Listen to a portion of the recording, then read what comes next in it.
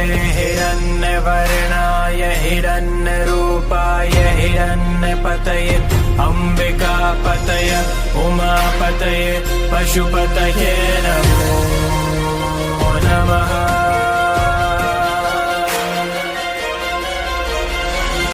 नमस्कार, हेलो, सत श्री अकाल, आदाब। पढ़ोगे ज्योतिष तो रहोगे आबाद। तो आज हम बात करने वाले हैं, आपका स्वागत है भृगु ज्योतिष में, भृगु एस्ट्रो में। तो आज का हमारा जो विषय है वो विषय है हमारा, जो हमने सीरीज शुरू करी है, 4 लॉर्ड बता दिए हैं 12 घरों में। आज पंचम की बारी है। तो पंचम हाउस, पंचम भाव आपकी कुंडली का क्या दर्शाता है? वेदों में बोला गया है या ज्योतिष के जो क्लासिक सेंस में बोला गया, पंचम भाव आपका पूर्व पुण्य है या पूर्व पाप कर्मा है। पंचम भाव में बैठे हुए ग्रह ये बताते हैं कि आपने पूर्व जन्म में क्या किया था, अच्छे कर्म किए थे या बुरे कर्म किए थे। लेकिन मैं बोलता हूं कि पंचम हाउस आपका पूर्व पुण्य नहीं है, पूर्व जन्म के पेंडिंग कर्मा भी हैं। क्यों? क्योंकि पंचम हाउस जो है 12th हाउस से 6th पड़ता है। 12th हाउस आपकी पास्ट लाइफ है। आप पास्ट लाइफ में क्या थे, क्या कर रहे थे, कैसे थे। तो 6th हाउस का आपके कर्म दिखाता है, pending Karma. 6th house is pending Karma. जो आपकी कुंडली का छठा भाव है वो आपके इस जन्म के पेंडिंग कर्मा दर्शाता है। और जो पास्ट लाइफ का 5th हाउस है वो पास्ट लाइफ के पेंडिंग कर्मा दर्शाता है। क्योंकि 8वां घर मृत्यु का है। मृत्यु 8वें घर से नहीं होती। 8वें घर में आप शरीर छोड़ देते हो, क्योंकि दोनों घर मंगल के हैं। पहला घर मंगल का है, 8वां घर मंगल का है। पहला घर आपकी बॉडी है, जहां पर आप जन्म लेते हैं। 8वां घर वो है जहां पर आप बॉडी छोड़ देते हैं। तो पंचम भाव जो है वो 8वें घर से 10वां बढ़ता है, क्योंकि पिछले जन्म में जब आपने बॉडी छोड़ी उस समय आपने क्या कर्म करे हैं वो पंचम भाव दिखाता है। इस जन्म में पंचम भाव आपकी प्रतिभा ही है, इंटेलिजेंस। आपके बच्चे हैं, आपका रोमांस करने का तरीका कैसा है, आपका रोमांस के प्रति रुझान कैसा है, वो पंचम हाउस बताता है।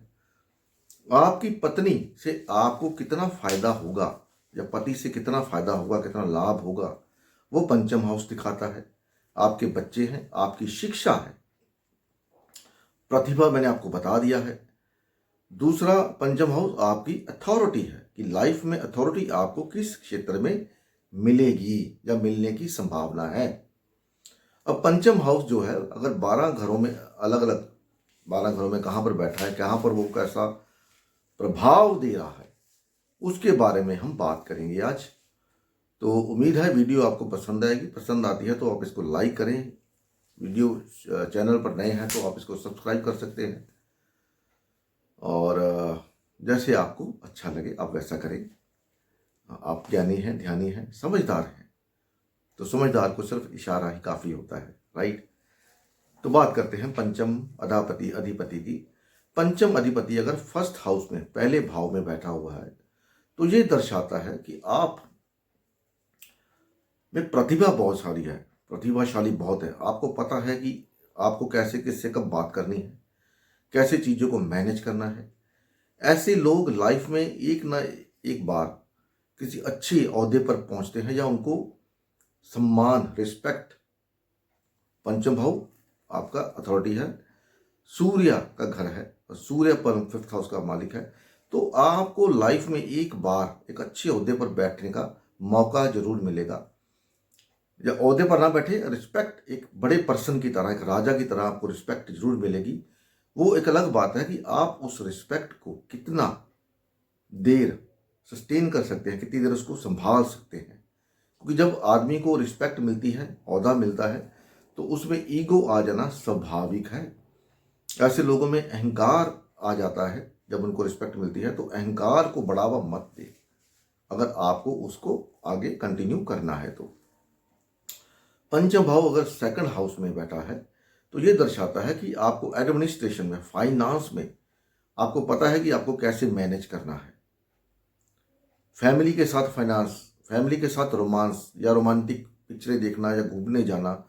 रोमांस का मतलब सिर्फ वही नहीं होता, रोमांस प्रेम, तो प्रेम का है। प्रेम एक माता का अपने पिता के साथ, अपने बच्चे के साथ, एक बच्चे का अपने भाई बहन के साथ, पिता के साथ, ये सब एक प्रेम के शब्द है। प्यार, मियाँ बीवी का प्यार अलग होता है, आपको सब पता है, तो इसको ज़्यादा डिटेल में नहीं बात करेंगे, क्योंकि आपके भी माँ बाप हैं, भाई बहन हैं, पति हैं, पत्नी हैं, बच्चे हैं, सबका प्रेम का जो सिस्टम है वो अलग अलग है। जो प्रेम आप पति से करते हैं वो बच्चों से नहीं कर सकते। जो बच्चों के साथ प्रेम है आपका, या माता पिता के साथ प्रेम है, वो आपका अपने पति के साथ नहीं हो सकता। डिफरेंस है दोनों में। तो यहाँ पर इनको पता है कि घर का जो माहौल है उसको कैसे सौहार्दपूर्ण रखना है। सेकंड हाउस एडमिनिस्ट्रेशन का भी है, तो ऐसे लोग भी एडमिनिस्ट्रेशन में जा सकते हैं, प्रतिभाशाली होते हैं। धन को, फाइनेंस को कैसे मैनेज किया जाता है।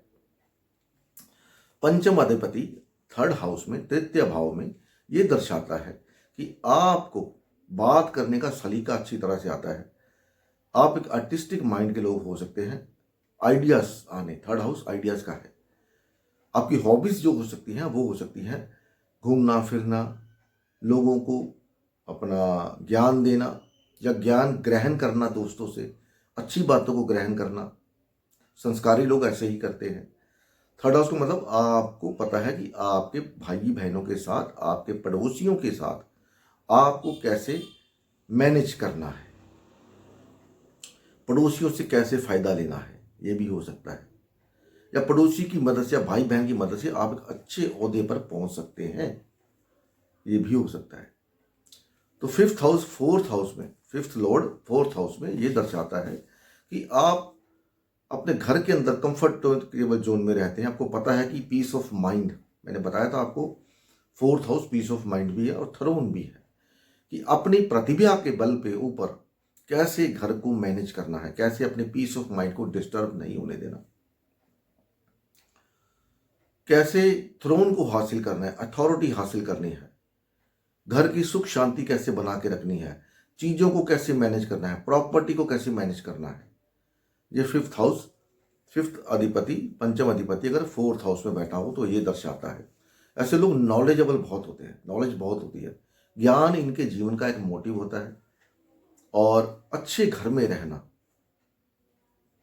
जैसे लग्जरी पूर्ण हाउस जिसमें सब सुख सुविधाएं हों, ऐसे घर में रहना इन लोगों को पसंद होता है। पंचम अधिपति पंचम भाव में, तो अपने ही घर में बैठा हुआ है, तो ये लोग ज्ञान के पीछे बहुत कुछ दौड़ते हैं। ज्ञान कहाँ से मुझे नॉलेज मिल सकती है, अपने बच्चों के साथ बड़े जुड़े हुए होते हैं।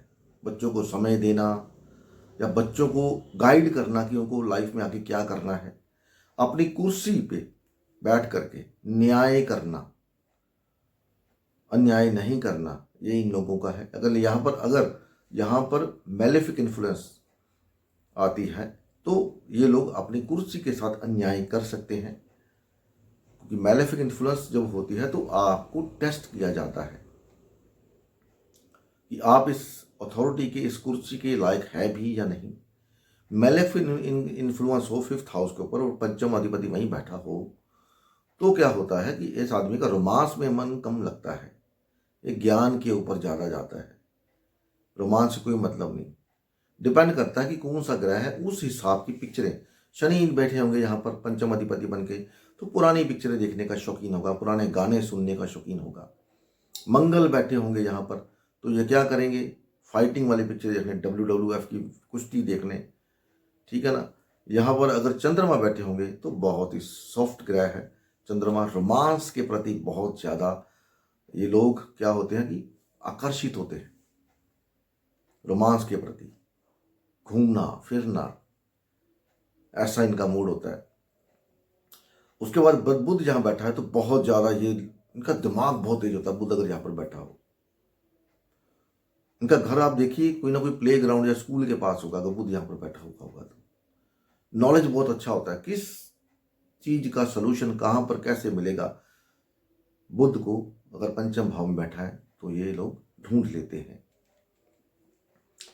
उसके बाद अगर बृहस्पति यहां बैठे हैं तो नॉलेज, हायर नॉलेज, इनकी नॉलेज का भूख कभी कम नहीं होता।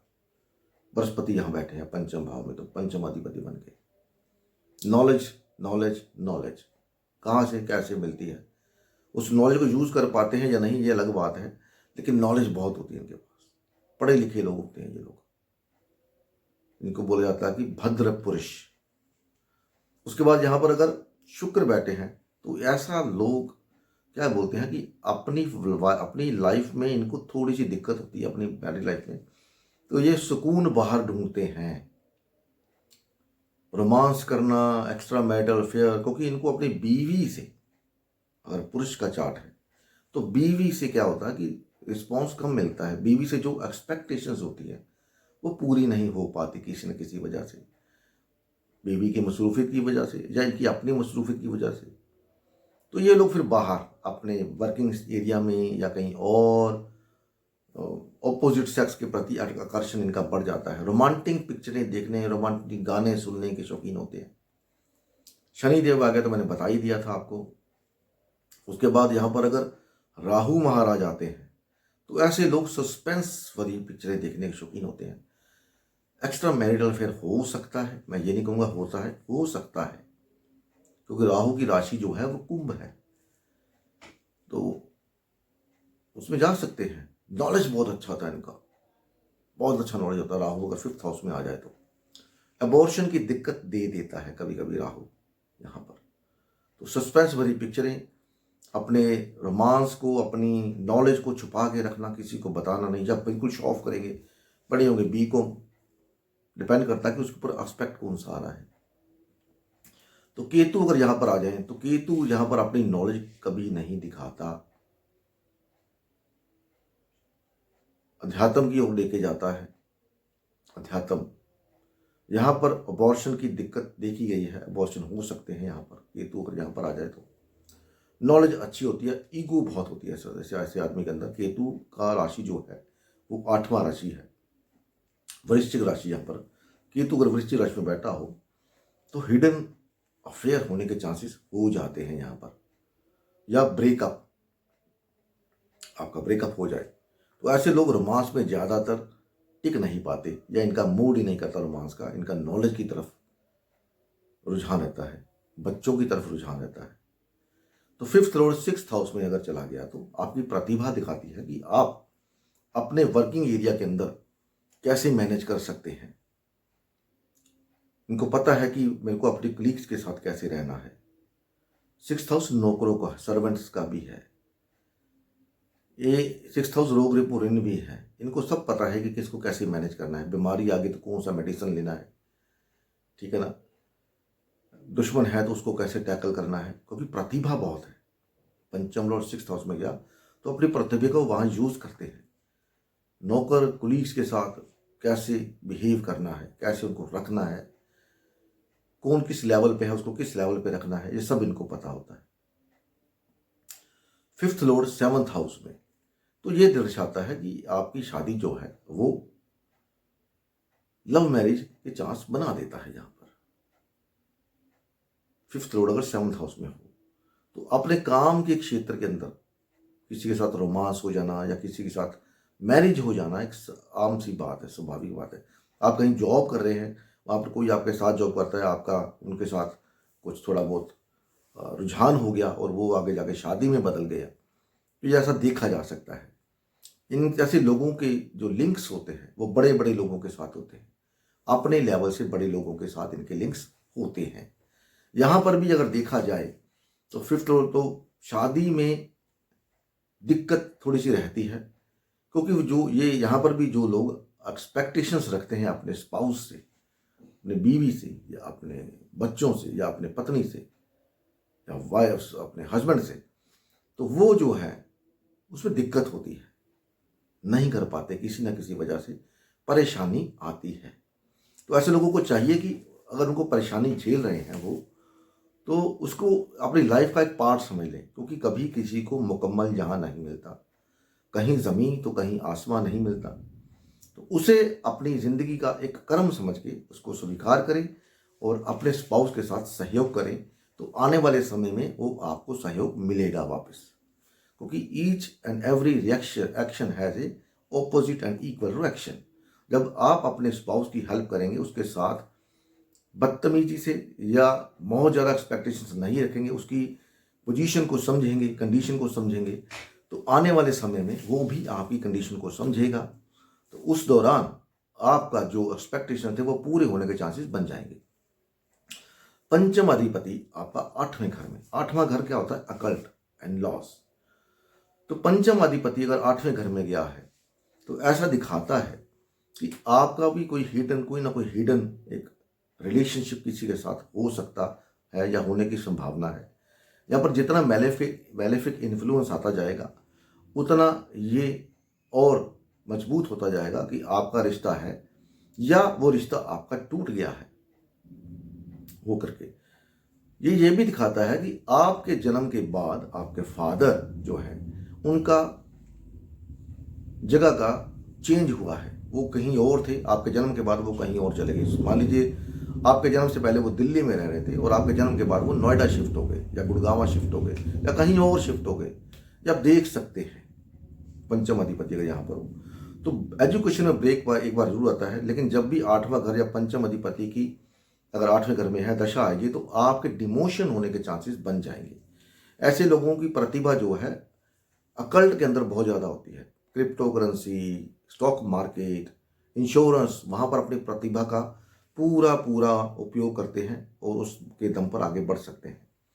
पंचम अधिपति अगर 9वें भाव में बैठा है तो 9वां भाव दर्शाता है, 9वां भाव होता है आपके फादर गुरु। तो ऐसे लोग अपने फादर की हेल्प करते हैं या इनको फादर से बहुत सारा हेल्प मिलता है। हायर नॉलेज, लॉन्ग ट्रेवल्स, जो स्टडी करने के लिए बाहर फॉरेन जा सकते हैं या अपने घर से दूर कहीं जा सकते हैं। मान लीजिए आप किसी ऐसी जगह रहते हैं जहाँ पर आपके घर में उच्च शिक्षा के लिए कोई वहाँ पर कोई इंस्टीट्यूट या कोई विश्वविद्यालय नहीं है तो आप वहाँ से शिफ्ट होकर उस जगह जा सकते हैं जहाँ पर आप स्टडी कर सकते हैं। तो ये दिखता है क्योंकि ऐसे लोगों के पास प्रतिभा बहुत होती है। 9वां भाव क्या है? Higher knowledge. सुप्रीम कोर्ट को 9वां भाव से देखा जाता है। तो कोर्ट क्या, आप हायर नॉलेज, आपको हायर लेवल पे जाना है तो पंचम अधिपति अगर 9वां भाव में बैठा है तो आप लाइफ के अंदर एक बार जरूर बाउंस अप या बूम करेंगे। उसको संभाल पाते हैं नहीं संभाल पाते वो एक डिफरेंट बात है। उसमें आपके फादर का सहयोग रहेगा या आपके फादर को आगे बढ़ाने में आपकी प्रतिभा काम आ सकती है। तो आप अपने फादर के साथ बिजनेस में चले जाएं तो उनको ऐसे राय दें या ऐसे इसको मैनेज किया जा सकता है तो आप आगे बढ़ सकते हैं, आपके फादर आगे बढ़ सकते हैं। दोनों चीज़ें यहाँ पर देखी जा सकती हैं। पंचम अधिपति अगर 10वें भाव में बैठा है तो ये सीधा कनेक्शन दिखाता है कि आपको अपने प्रोफेशन एरिया में आप सरकारी जॉब में जा सकते हैं, टीचिंग के एरिया में जा सकते हैं। जहाँ पर भी काम करेंगे वहाँ पर आपको क्या मिलेगी? अथॉरिटी। वहाँ पर आपकी इज्जत पूरी मिलेगी। आप किसी भी लेवल पे हों, भले आप चपरासी भी हों, वहाँ पर भी आपको इज्जत मिलेगी। अगर 5th और 6th हाउस में बैठा हुआ है इज्जत मिलनी जरूरी है। लेकिन ऐसे लोग काम के मामले में बहुत ज़्यादा पक्के मजबूत होते हैं, इरादा मजबूत होता है काम के मामले में। काम करना है तो मेरे को करना ही है, जो ठान लिया वो करना है। पंचम अधिपति 6th हाउस में, पंचम अधिपति 7वें भाव में, तो ये लोग दर्शाते हैं कि अपने नॉलेज के दम पर ये पैसा अपने दोस्तों से कैसे कमा सकते हैं। यहाँ पर इनके दोस्त जो हैं वो भी अच्छे रॉयल फैमिली से दोस्त होंगे। जो घरवाली होगी, जो वाइफ होगी, जो स्पाउस होगा, जो पति होगा, वो अच्छे नेचर का या अच्छे घर से होगा, पढ़ा लिखा मजबूत माइंड वाला हो सकता है। तो दोस्तों के साथ कैसे मैनेज करना है, दोस्त को किस लेवल पे रखना है। पंचम अधिपति 11th हाउस के अंदर, 11वें भाव के अंदर। यहाँ पर फादर को थोड़ी सी दिक्कत हो सकती है किसी न किसी वजह से, या फादर के जो छोटे भाई हैं उनके साथ कोई दिक्कत हो सकती है किसी न किसी वजह से, डिपेंडिंग ऑन कि वो प्लैनेट ग्रह कौन सा है। तो पंचम अधिपति अगर 12वें घर में पंचम अधिपति अपने से 8वें में गया है तो ये एक अच्छी कंडीशन नहीं है। ऐसे लोग अगर अपने घर से दूर जाके या फॉरेन लैंड में जा करके सेटल होना चाहें तो ये बहुत अच्छा योग है उनके लोगों के लिए। पंचम अधिपति अगर 12th हाउस में है, या आपके बच्चे पढ़ने के लिए बाहर जा सकते हैं, फॉरेन जा सकते हैं हायर एजुकेशन के लिए। जैसे आजकल हमारे यहाँ तो बहुत वो क्रेज़ है कि बच्चों को कनाडा भेजना है, ऑस्ट्रेलिया भेजना है, पंजाब में। तो पंचम अधिपति 12th हाउस में ऐसा दिखाता है। आपके डिमोशन होने के चांसेस अगर आप अपने आप को संभालते नहीं हैं, अगर आप ब्राइब लेते हैं तो किसी न किसी समय आप पकड़े जाएंगे। आपके कर्तव्य जो कर्म है वो सामने आ जाएंगे। बेशक आपका कोई अफेयर है वो सामने आ जाएगा एक ना एक दिन। तो अगर आप किसी ऐसे उसमें हैं तो थोड़ा सा ध्यान रखें। अगर आपका पंचम अधिपति 12वें घर में है तो पकड़े जाने के चांसेस हो सकते हैं, डिमोशन हो सकती है। अगर आप अपनी अथॉरिटी का अच्छे तरीके से उपयोग नहीं करते या उसका दुरुपयोग करते हैं तो आपको डिमोशन होने के चांस या पदच्युत होने के चांसेस बन जाते हैं जब दशा 5वें घर की आएगी, जब 5वां घर या 12वां घर एक्टिवेट होगा। हर साल आपका कोई ना कोई घर एक्टिवेट होता है। उसके बारे में अगर जानना चाहते हैं तो आप कमेंट करके बता सकते हैं। वीडियो कैसी लगी ये बता सकते हैं कमेंट करके, तो अगली वीडियो में हम उसके बारे में बात कर सकते हैं। तो उम्मीद है वीडियो पसंद आई होगी, आपको अच्छी लगी तो इसको लाइक कर सकते हैं, शेयर कर सकते हैं दूसरे दोस्तों के साथ। मिलते हैं अगली वीडियो में, तब तक के लिए नमस्कार। भगवान आप सबका भला करे। ओम नमः शिवाय। जय माता दी। हरि ओम तत्सत।